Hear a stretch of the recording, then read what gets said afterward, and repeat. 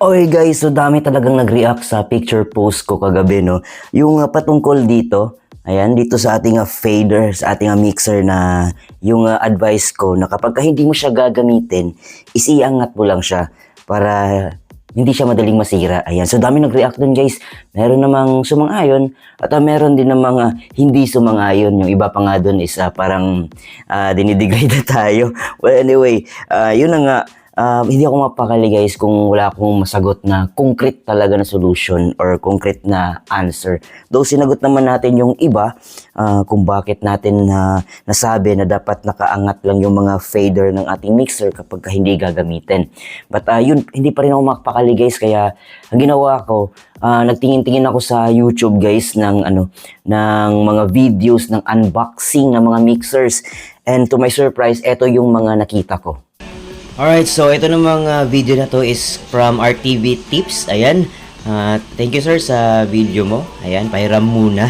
Ayan, so nakikita natin guys, naka-up yung volume ng kanyang mixer upon unboxing. Ayan, so shoutout sa iyo sir. And hanap pa tayo ng ibang video kung ano din ang itsura upon unboxing. Alright, okay, so ang video naman to is coming from Hassel and Evolve. So shoutout sa iyo sir. Ayan, so naka-up din yung slider ng kanyang mixer. Ayan. And ito, last video is from Sir JV. Ayan, Yamaha mixer ata ito na F4BT. Ayan, or F4BT ata ito. Ayan, naka-up din yung slider niya upon unboxing.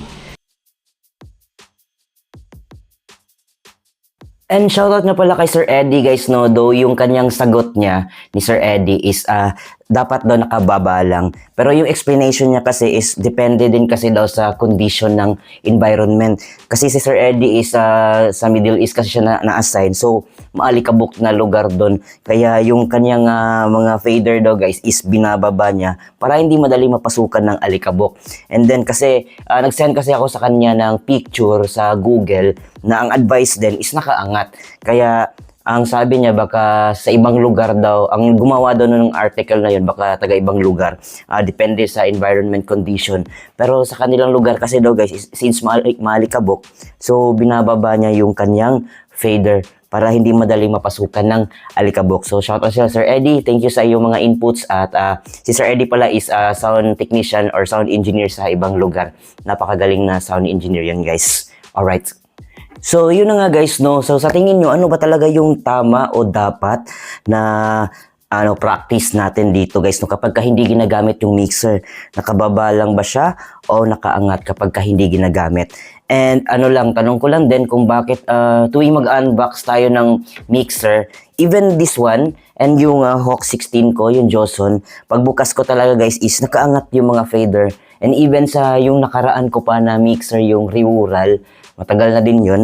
Ayan, pag unbox ko, pag bukas ko, is nakaangat din yung fader. So, hindi ko lang alam kung ano pa yung concrete talaga na answer, guys. But, nabasa ko lang din sa manual ng mga mixer na na-unbox ko, is meron din dong parang tips or advice na let the faders up lang daw or naka-slide up. Alam, para prevent daw sa mga corrosion or something, ganun. Basta yun yung mga nila, tips nila guys sa manual na nabasa ko.